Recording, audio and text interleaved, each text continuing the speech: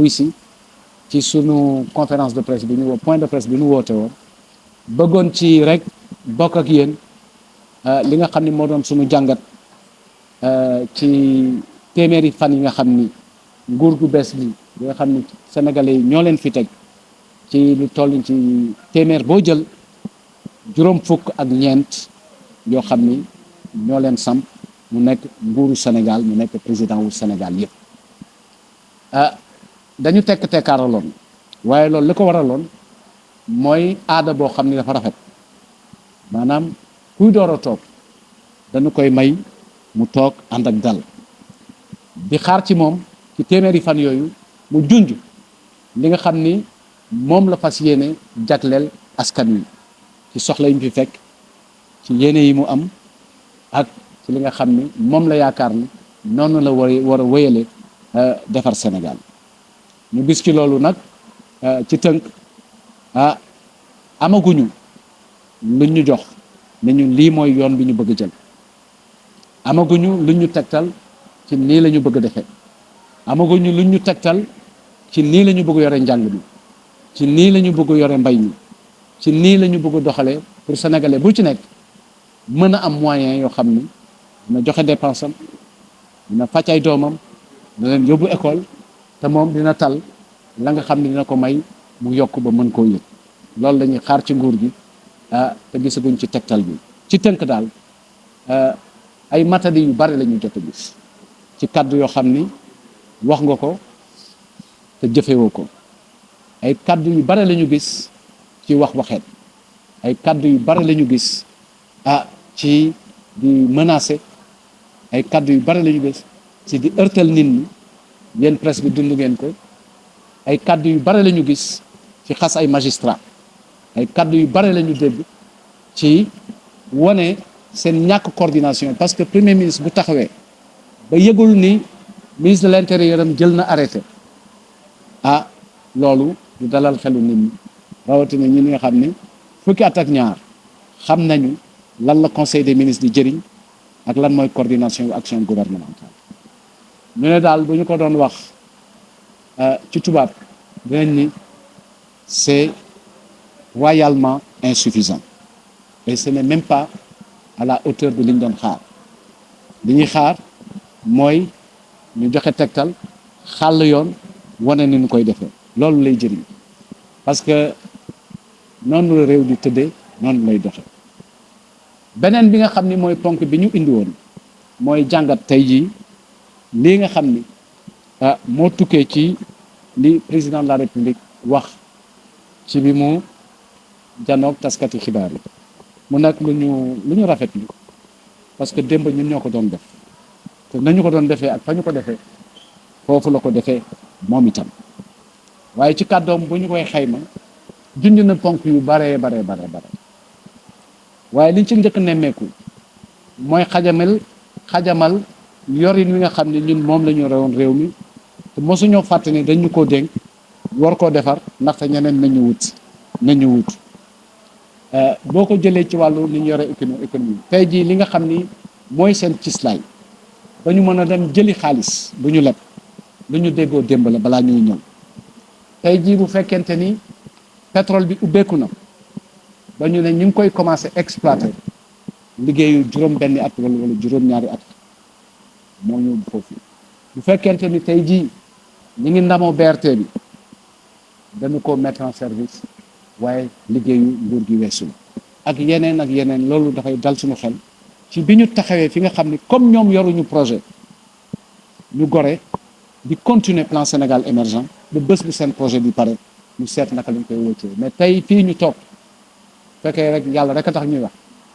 projet bi nga xam ni mooy dox ci Sénégalais yi xam miin ko gis njëriñam mooy plan Sénégal émergent naka noonu ràññee nañ ci kaddu yi ay kaddu yoo xam ni dafa safaanoog li nga xam ni mooy réalité bi ci jëkk mooy fonds politique yi ñuy fàttali ni président Bassirou Diomaye ci yéeneem ak ci engagement am ak ci kaddoom moo doon dafa mel ni fonds politique lu haram la man bésuma yoree nguur gi maa ko fi dund waaye tey jii liñ dégg ñaar la fekkuma fi dara te loolu rapport bi nga xam ne ministère des finances et du budget génne na ko joxe na firnde yu mat sëkk ni budget bi boo jëlee téeméer bu ñu prévoir ñaar fukk ak ñeent ak lu tomb moom la ci jot a exécuté bu fi nekkul woon la mu wax ci biir waxam mais jëriñoo na ko ba mën cee dimbali ay doomi Sénégal yu soxla woon dimbal ci wàllu seen wér-gu-yaram ba mu def ko ci kon war nañ ko mën a laaj xaalis boobu fan la tukkee ñu bëgg a wax rek ni ci fonds yi bare na torop luñ ciy wax te lu bare xamuñu ko ci fonds yi président Senghor ba ci président Bassirou Diomaye Faye assemblée nationale daf koy voté te daf koy voté ci ñetti fànn bi jëkk dafa am pàcc boo xam ni ñu ngi ko tuddee fonds de solidarité africaine mu toll ci ñaari milliards ak téeméer ak juróom fukk ak benn ci ay millions yu toppal beneen bi nekk fonds spéciaux wu présidence boobu nekk ci ñetti milliards ak genn wàll ñetteel bi nekk les fonds d'intervention sociale de la présidence de la République ci fonds boobu la mën a jël lu mu dimbalee ñu bëgg a faju boobu nekk ci ñaari milliards ak lu tegal boolee ñoom ñëpp du sore 8 milliards yi ñu tàmm dégg mais gulet ci réewu Sénégal président biy door a toog ñëw di ko wax ci place publique bi parce que fonds yooyu li muy jëriñ ci sénégalais yi lay dellu li muy jëriñ ci li ñu war ci biir Afrique lay dem li muy jëriñ ci gën a matal kaaraange réew mi ci par rapport ak li nga xam ne mooy cëru président de la République li ñuy wax ci saboter réew mi Sénégal mënuñu ko saboter parce que kenn gënuñu ko bëgg dafa am yoo xam ne ay wareef la charte ak loi teg ko fi muy li ñuy wooye ne stock de sécurité ci wàllu pétrole dañuy xayma ni stock de sécurité war na toll ci nangam ci ay weer dund gi war na toll ci nangam ci ay weer nga wàccoog moom teg ko fi parce que kenn xamul marché yi ëllëg naka lay mel loolu boo ko fi fekkul woon doo mën a wéyal lii ci diggante bi nga xam ni mooy bateau pétrole bi fiy ñëw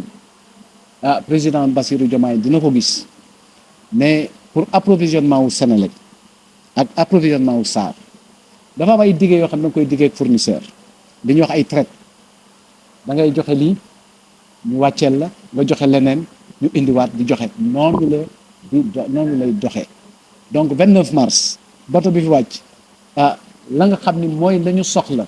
pour jënd combustible bi voté nañ ko ci loi de finance bi te déggaguma ñoom fu ñu ko changé donc dina xam ni noonu la dem mbirum ndox mi it kazalika état du Sénégal moom engagement ak Sen'Eau bi nga xam ni moom ci wàllu boppam état du Sénégal ak ay Sénégalais yu fay liggéey ñooy actionnaire majoritaire yi donc engagement la bu état boo xam ni dafa war a wàccoog moom parce que kër googu it ni beneen entreprise war a amee équilibre ni beneen entreprise war a am profitabilité noonu la war a doxee parce que yéen ñëpp xam ngeen ni am na lu ñu wooyee les tranches sociales mooy dimbali ñi néew doole ci wàllu ndox mi ak ci wàllu courant état bi mi ngi wàccoog moom te ñu ngi leen di ñaan ñu continuer ko leen ñaan it ñu góorgóorlu ba li nga xam ni Sénégal weesu na ko fi léegi fukki at yu weesu mooy ay affaire coupure de courant ak délestage ñu góorgóorlu ba bu mu ñu dabaat dégg nañu it ci waxtaanam ni mu waxee ci conseil supérieur de la magistrature loolu nekk lu tey xel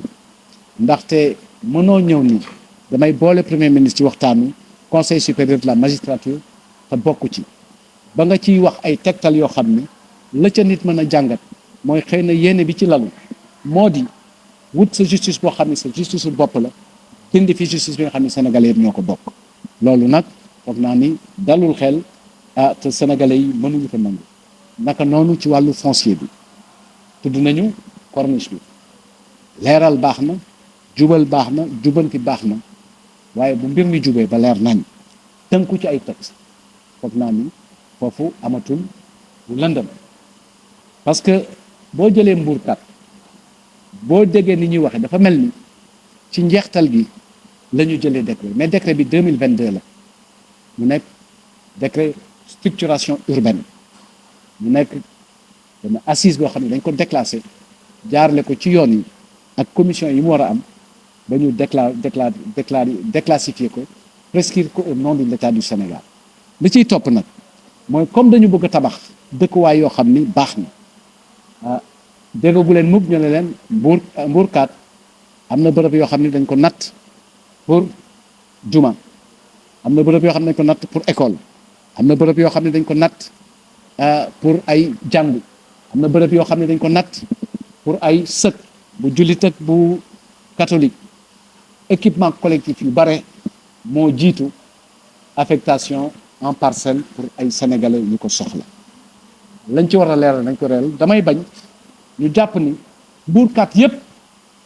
suuf suñu pàccoo la, moom suuf suñu jël aménager ko, structurer ko pour mun a accueillir ay dëkkuwaay ak besoins yi nga xam ne ñun moom la ñu soxla. ñoo yor coobare nag, bu leen neexee ñu xool, bu leen neexee ñu xool. foog naa ni ñi yoroon ragaluñu ku leen woon pour ñëw leeral, ragaluñu ko ñëw leeral li ñu leen dénkoon, parce que ku ñu dénk dafa war nga ñëw leeral. waaye ku ñu dénk doo nangu ñu jiiñ la loo deful wala lu uteeg li sa responsabilité. loolu duñ ci yàbbi. audit dafa normal, dañ ko war a def, dañ ko topp, mais yéene ak ni ñu defee ci loolu lañ toll pour wax na mu tëdd. beneen bi ñu jeexalee foog naa ni moo doon mbirum assemblée nationale. ñu leeral rek ci liñ ci xam ni mbir mi demee gannaaw bi premier ministre ne bu nu ko joxul règlement intérieur dina def déclaration de presse am ci jury populaire. président bi ñëw mais loolu de bu amee jury ba fay génn mooy ëpp qualité assemblée nationale. loolu nag jàpp nañ ni du cëru ki nga xam ne moom la ñu sant pour mu garantir fonctionnement wu institution yi. parce que loolu dafa mel ni dëggaate institution la. parce que ñi nga xam ne ndaw réew mi ñoo leen tànn ni ñu la tànn nga bëgg ne amuñu qualité amuñu valeur, kooku précédent bu dangereux la ci réew mi ñu ne. beneen bi it ci waxtaan bi nga xam ni institution yi war nañ ko seq, parce que loolu mooy république. pour ñu mën a doxal initiative bu waxtaan wi président assemblée nationale moo ko jël, waaye du moom moo ko jël ci ndigalu bureau assemblée nationale ne ko demal nga wax ak président dans le cadre du dialogue pour ñu génn ci lii, parce que wax ji dafa bari. waaye déclaration de politique générale bi nga xam ne mooy indi wax ji yëpp kenn waru ko sax tënk ci règlement intérieur, ndaxte constitution bi moo ko wax fixé ni premier ministre doit faire sa déclaration de politique générale. donc wàccoog loolu mooy toog sa cëru premier ministre ba mu mat sëkk, mooy def li nga xam ni moom moo la tënk, mooy def li nga xam ni mooy tax nga wàccoo ak li nga sant. loolooy waxtaan bi. gannaaw loolu li ñu wax mooy lii ñu gisee tàmbali gi dalul xel, moo tax ñu ne nañ leen gën a takku ñun waa APR, nañ leen gën a yaatal ñun démocratique ci réew mi, nañ leen gën a booloo ak sunu ay alliés ak ñeneen ñi nga xam ne war nañu mën a ñëw mu bokk langue bi pour tabax leneen loo xam ne lii ñu njorte ni moo nar a am ñu am lu ko saafara. waajal li nga xam ni kuy politique dafa nekk lu important pour yow, gannaaw am nga yéene ci dëkk bi nga fexe ba dem assemblée nationale pour mottali yéene boobu ci palinu yaatu nga mën a toogal askan wi, taxawal askan wi. donc looloo doon sababu waxtaan wi tey bi. d'abord avoir remercié l'ensemble des représentants de la presse nationale et internationale, représentants qui ont bien répondu à notre appel. Donc remerciements renouvelés au nom du président Macky Sall et de l'ensemble des responsables de l'Alliance pour la République. Vous l'avez ici dit avec beaucoup de précision. Effectivement, nous avions choisi de garder le silence puisque c'est la courtoisie républicaine, mais c'est le président Bassirou Diomaye Faye qui a choisi de mettre un terme à cette trêve, puisqu'il a eu une rencontre très importante avec la presse nationale, au cours de laquelle il est revenu sur beaucoup de points. Et donc l'objet de notre point de presse, c'était d'abord de donner notre appréciation des 100 premiers jours, mais également de rétablir quand même la vérité sur certains points qui ont été pointés et identifiés comme n'étant pas conformes au regard de son discours à la réalité. Sur les 100 premiers jours, le constat est simple. C'est 100 jours sans vision, 100 jours avec une absence de cap, 100 jours durant lesquels on n'a pas eu droit à une claire définition des orientations qui doivent structurer les politiques publiques au bénéfice des populations. Ce que nous avons remarqué, c'est 100 jours de reniement en cascade. Je vais donner un petit exemple, les appels à candidature, la suppression des fonds politiques. C'est 100 jours de dénigrement et de menaces. La presse en a fait l'objet, d'abord par des prises de parole, mais ensuite par une sorte de harcèlement fiscal. C'est 100 jours d'emploi qui ont été détruits, puisque beaucoup de jeunes ont perdu leur contrat de travail. Ce qu'on peut observer comme bémol, et fort heureusement, il y a eu un actif qui a mis les nouvelles autorités dans le confort. C'est l'inauguration ou la mise en service du BRT. C'est la poursuite des projets du plan Sénégal émergent, puisque jusqu'au moment où je vous parle, il n'y a pas eu d'inflexion dans la loi de finances initiale par une loi de finances rectificative. Il n'y a pas eu de changement de dénomination dans les ministères et il n'y a pas eu d'orientation nouvelle pour politique publique. Sinon, c'est le BRT qui est mis en service, c'est le pétrole qui est en exploitation, c'est la poursuite des cleaning days, donc tous les mois, une opération de nettoiement, et c'est une très très bonne chose. Puisqu'en vérité, l'objet de notre point de presse, ce n'était pas de faire le bilan, puisque nous le savons, en 100 jours, c'est une hérésie que de vouloir faire un bilan. Mais 100 jours, c'est une période qu'il faut mettre à profit pour dégager les grandes lignes, les orientations. Donc, bref, 100 jours sans vision, 100 jours sans projet, 100 jours de conspiration contre la magistrature, 100 jours de harcèlement de la presse et du secteur privé. Mais également retenir que dans notre appréciation de sa sortie, nous avons remarqué que le projet du président Bassirou Diomaye Faye a été un peu de dénigrer la gestion de l'ancien régime. Et pourtant, c'est sur le socle de la qualité de la tenue de nos finances publiques qu'ils peuvent continuer ce qui a été déjà engagé au profit des Sénégalais. Donc, globalement, c'est un bilan négatif, si on devait parler de bilan, mais nous ne sommes pas dans le cas d'exercice. C'est monter notre préoccupation sur ce qui aurait dû être servi aux Sénégalais et qui ne l'a pas été. Sur les fonds politiques, on a remarqué un certain nombre de questions. La première controverse, ou le premier reniement, c'est que le président Bassirou Diomaye chantait tous les jours son engagement, sa détermination à supprimer les fonds politiques. À son arrivée au pouvoir, il a plutôt parlé de changer de nom. Et il a dit qu'il n'avait rien trouvé en place. Comme si il devrait trouver dans des armoires de la présidence des sommes d'argent. Et ça, c'est méconnaître un peu les procédures budgétaires, puisqu'il y a un rapport qui indique que le budget 2024 est exécuté à hauteur de 24%. Donc, ce serait étonnant qu'il n'y ait pas de ressources disponibles pour cette catégorie de fonds. Ce serait étonnant d'ailleurs que le président de la République puisse dire, urbi et orbi, qu'il est venu en aide à des Sénégalais malades qui en avaient besoin, qui avaient besoin d'assistance, et s'il a pu le faire, c'est parce que ces fonds existent. Et ces fonds, c'est une longue tradition. Du président Senghor au président Bassirou Diomaye Faye, ils existent, puisque ce sont des fonds